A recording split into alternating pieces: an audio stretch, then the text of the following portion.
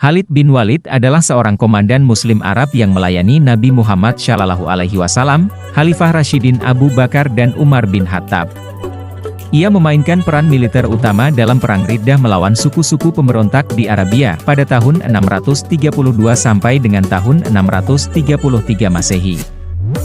Penaklukan Persia oleh Muslim pada tahun 633 sampai dengan tahun 634 Masehi dan penaklukan Suriah oleh Muslim pada tahun 634 sampai dengan tahun 638 Masehi.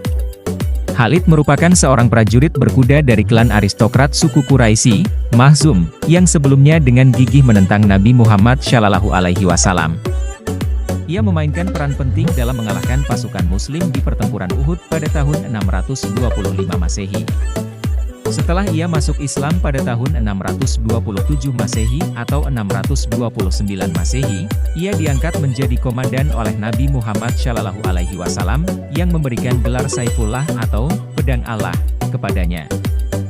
Khalid mengkoordinir penarikan pasukan Muslim secara aman selama ekspedisi yang gagal ke Muta melawan sekutu Arab dari Bizantium pada tahun 629 Masehi dan memimpin kontingen Badui dari tentara Muslim selama perebutan Makkah dan pertempuran Hunain pada sekitar tahun 630 Masehi.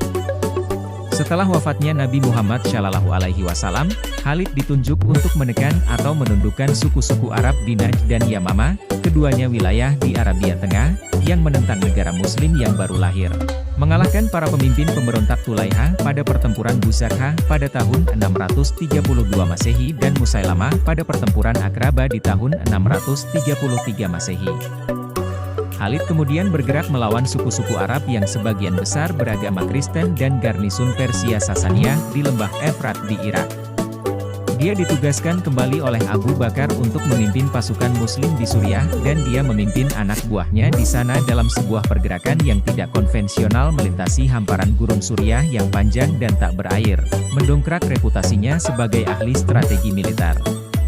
Sebagai hasil dari kemenangan yang menentukan melawan Bizantium di Ajnadain, tahun 634 Masehi, Fal, tahun 634 atau 635 Masehi, Damaskus, tahun 634 atau 635 Masehi, dan Yarmouk, pada tahun 636 Masehi. Kaum Muslim di bawah Khalid berhasil menguasai sebagian besar Suriah.